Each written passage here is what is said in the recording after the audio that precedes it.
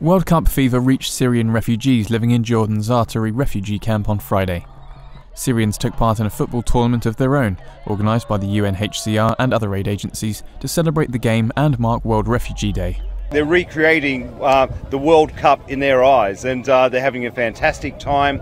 This match will be followed by a match involving women's teams, and this is what we have to focus on. We have to ensure that refugees are provided with safety, that they're allowed to cross into neighbouring countries.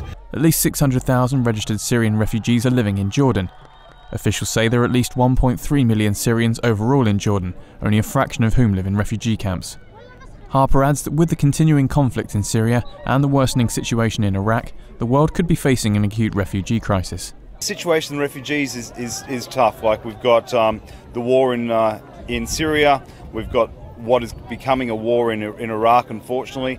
And if you combine both of those populations, you've got some 50 million people who are in conflict. 50 million people who don't know what's going to be happening tomorrow, and many of whom will be fleeing to neighbouring countries.